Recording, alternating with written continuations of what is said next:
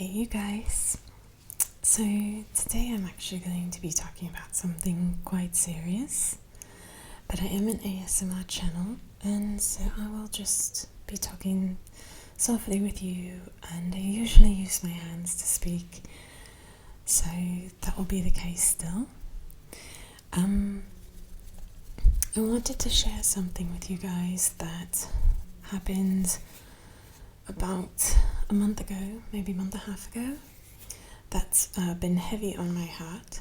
I am living in Egypt right now, and I want to say before I share this story that what I'm about to share is, like I said, it will be hard to listen to. It's on the topic of domestic violence and violence against women, injustice against women in general. But that this happens all throughout the world, not just in Egypt. It happens in the US also. It's a problem. Sadly, it happens all over the place. So again, not an ASMR video really, but at all. But I felt strongly that I wanted to share this. So I'm quite passionate about the topic. So yeah, okay. Let's start here. So a month and a half ago, my friend who does ASMR videos with me often, she and I were together in my apartment, and we started hearing some yelling and shouting, but like super common here. We hear it all the time. Like we often hear shouting from children, taxis, we hear dogs, we hear honks. It's loud. There's a lot of shouting. People shout in their homes just like to say like grab the pot, it's just like how you just hear a lot of shouting.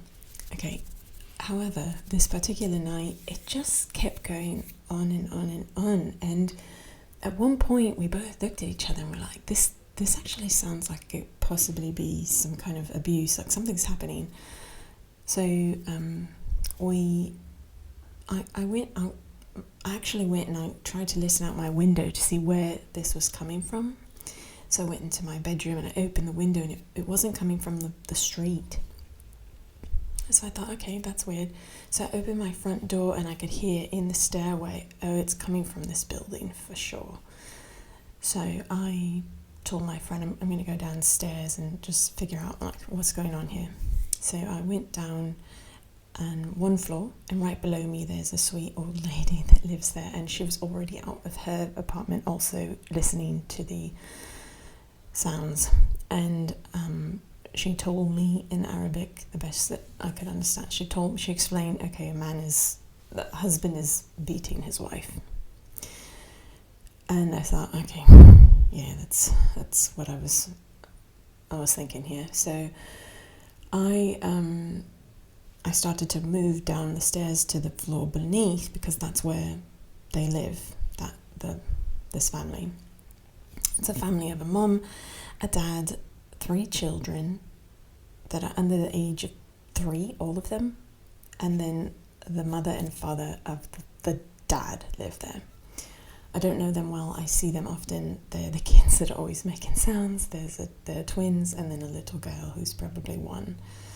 So I knew where this was coming from. So I started to move down the stairs, and the old lady stopped me. She's like, no, you don't go, don't go down there. And I told her, like, no, I need to go check on this woman. Like, this is brutal. Like, no, like, get out of my way.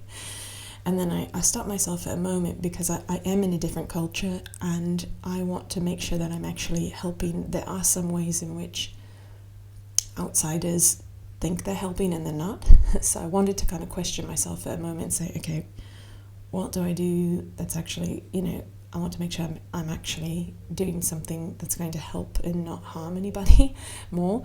So I came back upstairs quickly, and I told my friend, who is an Egyptian woman, what was happening. She agreed with me. She's like, oh no, we have to go down. I'm like, oh, okay, thank God. Okay. So I was really, really grateful that she felt the same way, because typically when this is sadly more common in certain places, typically the response is like, stay out of their business, protect yourself, close your door, lock your door, let them deal with their stuff. And I can't tell you how much I despise that train of thought. I can't tell you how much I despise it. It disgusts me. So I was so thankful, okay, I'm not wrong, like I'm not missing something culturally that I'm actually going to harm this woman more. Okay, my friend, she's an Egyptian woman, she knows. Okay, we go down together and we bang on the door for a while until they actually open it. Thank God they opened the door. Again, please don't listen to this if it's going to be hard for you to hear. I'm going to be graphic because it's important for people to know that this happens, and it's just not okay. And if I don't talk about it, then I don't know. I just need to put it out there, but otherwise it gets okayed more and more. So we bang on the door, and the door opens, and it's the husband standing there, and he's got blood all over his clothing, and he looks shocked, like, to see us there. And I can get into that later as to probably why, but we're standing there, and his parents are standing there, and kids are like sitting everywhere crying, like in different places, and it's like chaotic. And we walk in, they actually like said come, like they actually, I don't know why they said this, I can't figure it out. Thankfully they kind of said come in. And I'm like, we walked in, and sadly as we turned a corner we could see the woman in the bedroom on the floor, blood streaming down her, glass all over the floor, her holding her hand, screaming. Like it was horrific. And when my friend saw this, she pulled me out and said, oh my gosh, like, so she pulled me out of the space, and we walked up the stairs a bit, and she, like a badass, started shouting loud because she wanted to make sure other people could come in and help in this situation, like shouting at the man who had done this to his wife. I need to give massive props to my friend, because she's an Egyptian woman. She's not protected, okay? She's not protected in the culture. She's not protected. She doesn't have a way to leave Egypt easily if something were to happen. Like she's putting herself out there in a very brave way. Most people would not do this, and I was really, really thankful for her response. And so she was like, so I kind of recognized what was going on there, like, okay, make noise, talk about this, get people to come. Okay, so I called my apartment manager, and he came with his brother, and then we actually, prior to that, we walked upstairs, and she called the police, and she shared everything that had happened, and etc. But here's injustice upon injustice. So in Egypt and in a lot of countries, the police don't come quickly. So it took over an hour for the police actually to come, and by that time we had made it clear we were calling the police. And this was one of the hardest things to watch, but the parents of this man, his parents, were not helping the woman that their son had just brutally, severely attacked. They were standing behind their son and trying to make sure we did not call the police on him.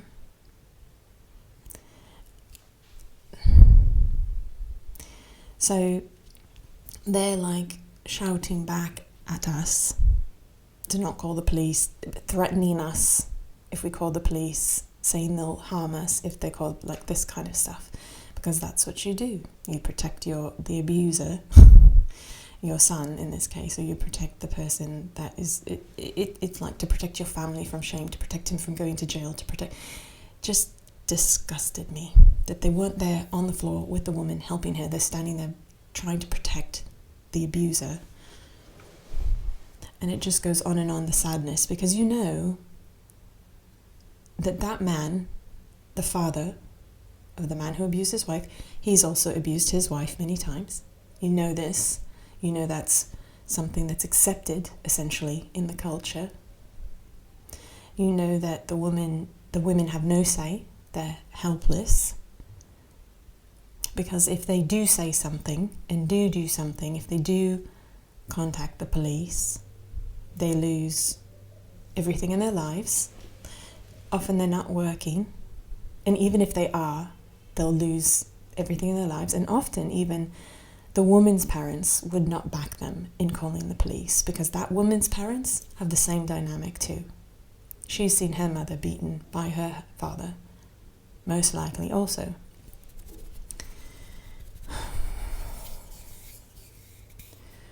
So, when we called the police, not only did we get backlash from his parents, which made me feel sick in every way possible, just disgusting, and then we also had to deal with the police. We had to call over and over. Very difficult. It's not a process where it's not easy for the police to just show up there. They called like 4. I'm not joking. Maybe 10 times there were calls trying to find out where we lived so they could get here. And unfortunately, within that hour, the husband took his wife out of the building and he made her wear something called niqab, where if you've seen some Muslim women wear a head covering, and some Muslim women wear not only their head covered, but also you can only see their eyes, and this is called niqab. So he made her wear that to leave the building so that people could not see how severely beaten she was. Okay. So they leave so that when the police come, they can't find him or her. And there's no system in place where they can go catch him or find him. It's just like, if he's not there, he's not there. That's it. Police finally show up, and my poor sweet friend, she's just like shaking, having to tell this story over and over and having to stand up for the right thing. And I'm holding her in, and she's sharing. Finally, when the police arrive, there's like 10 guys. They show up, all just standing there. I'm just going to be honest. They're just standing there doing nothing. And they come into my apartment to get the information. They just come in. Some guy just sits down in my apartment, just starts smoking his cigarette. Doesn't give an F at all. Just doing, and then the other guys they're just all standing there. And we're explaining what happened. They're like, kind of writing it down, like they could not have cared less. And you know that, again, these are all men in the police that also probably do this to their wives. So are they really going to put the effort in to arrest a man for something that they also do and they want to be able to get away with and they don't want to be experiencing consequences for? And they're making excuses and saying, well, this is cultural. You don't get in the middle of a man and a wife's business. This is allowed in Egypt, or this is allowed in whatever country it's happening in. So they do a bunch of nothing. But something good did happen. The man and the wife, because they took so long for the police to come back, they actually came back when the police were still here. And I don't know how it all happened, but they were able to have the husband come. He came. So weird.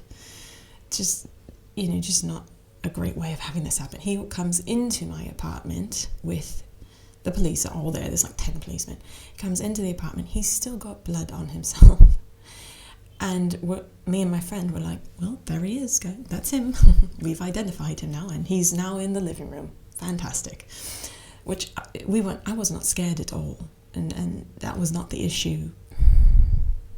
I'll get into that for a second. This is both sad and helpful, but because I'm an American citizen, in Egypt, I don't really have to be afraid of being harmed in a situation like this because there's so much protection.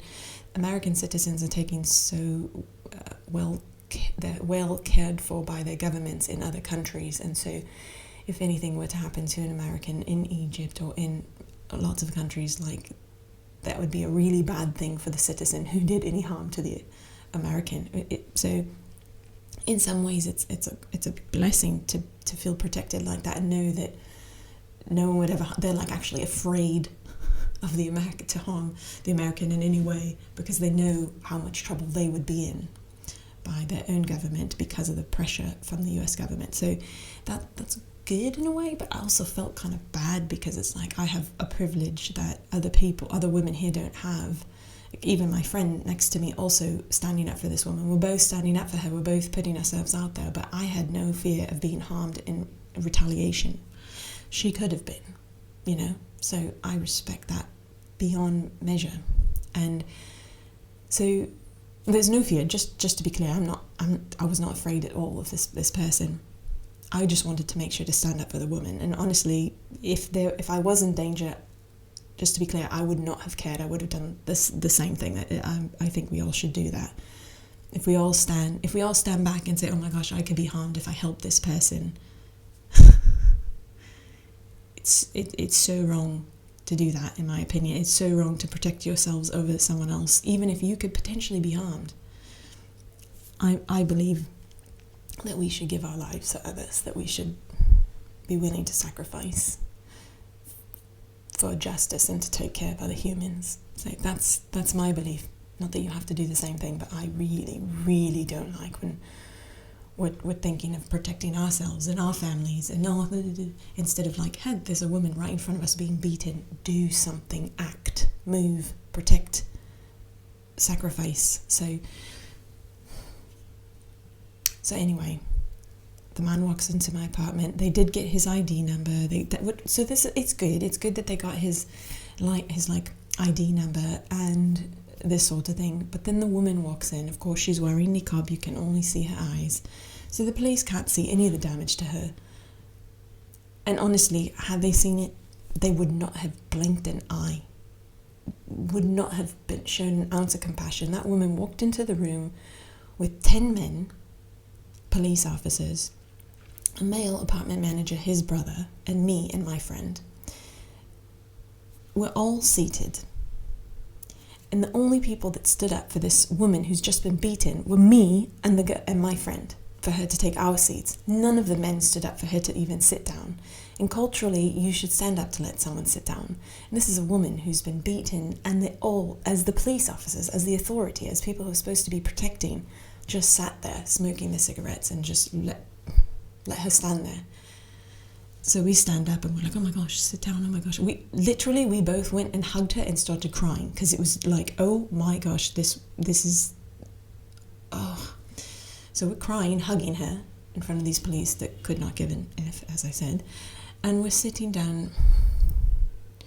Now I'm standing at this point. She's sitting, and we kind of have our hands on her, because it's like intimidating probably for her. And they essentially start asking her in Arabic if she's going to press charges. And of course, she says no.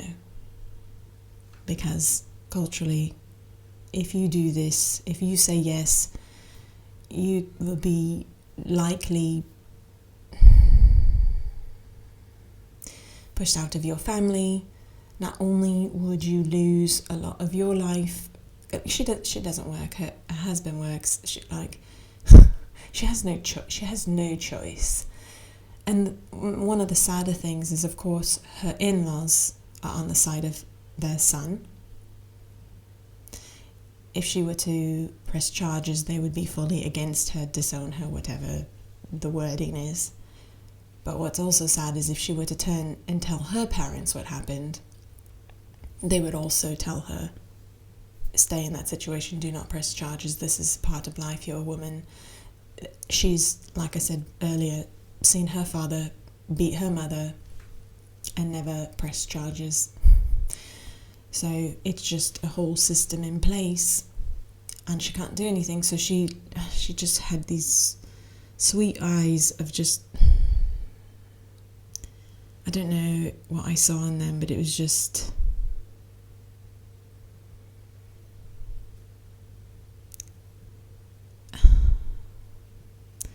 an innocence there was like this innocence in her eyes that I could see, and it was like, this is even normal to her. Like this is what she's seen her whole life, and this is what you do. You don't press charges, you go back into your home, you clean yourself up, and continue taking care of your kids, and live with your abuser and his parents who backed him. So, me and my friend were like so heavily depressed by watching that happen that she had to say, no, I won't press charges. It was so like, we actually spoke to her. Are you sure? Please, like, take care. And she can't, And even my Egyptian friend, like, not all Egyptian women are in the same exact situation as this woman. So there's different, of course,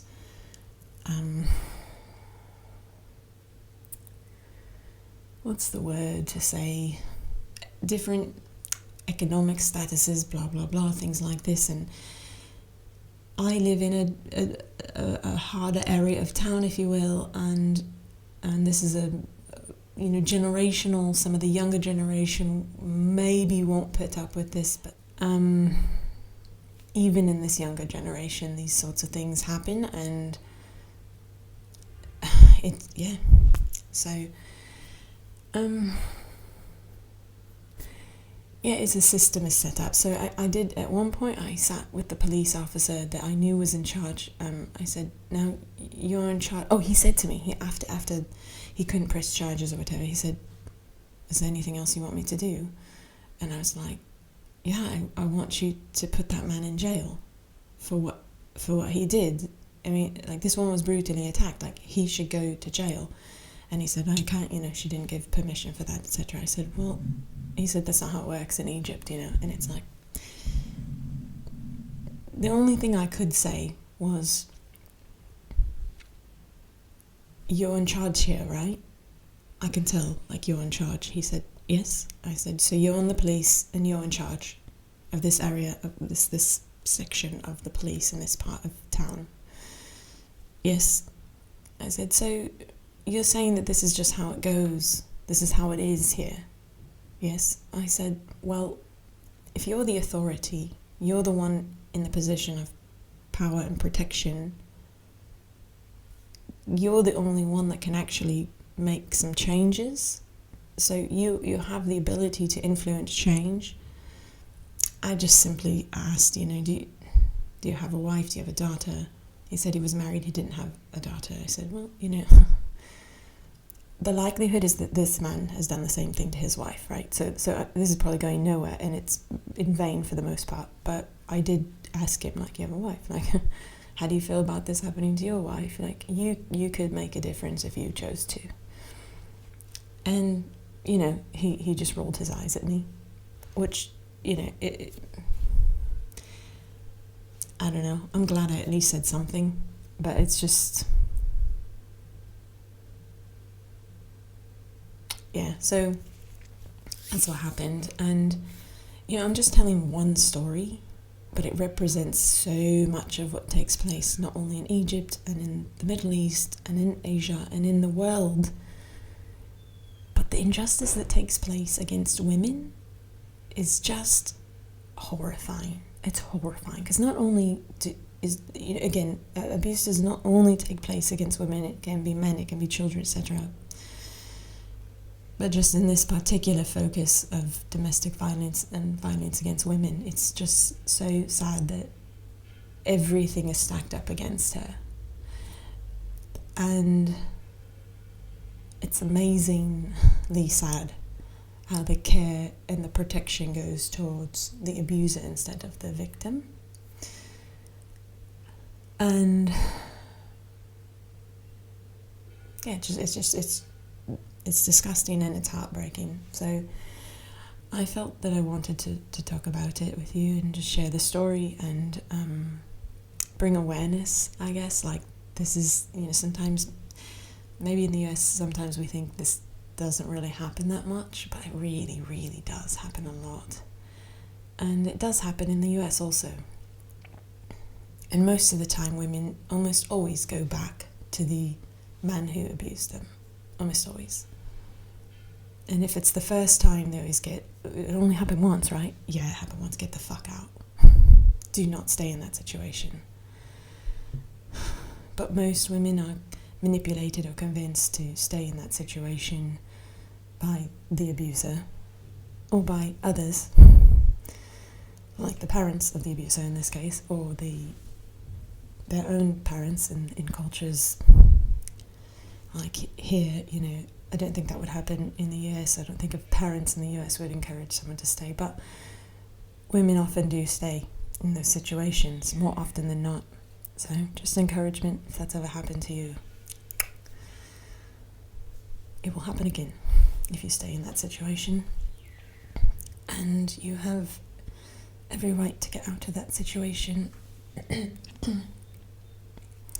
So, thank you guys for listening. Yeah, just the injustice of what happens to women, and just like the police system in general. The protection of just the men within that system, it's really bad. And I'm only scratching on the surface of that topic in regards to domestic violence and violence against women, but we could go into a broader topic on the people who are supposed to be protecting the police, in this case in Egypt, or in other countries maybe similar.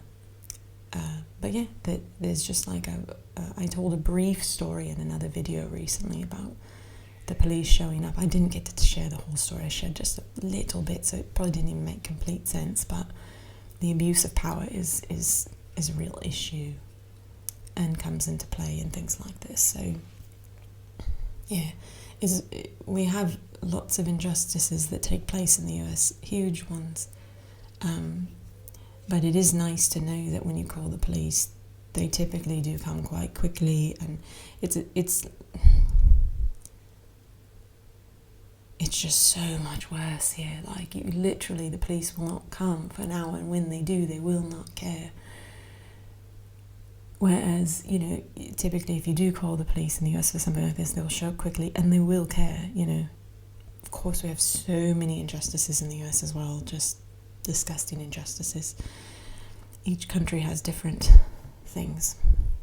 So this isn't a bash on any country, just to be very clear. I absolutely love Egypt. And not every Egyptian man does this. But many do. Majority. In some way, shape or form. So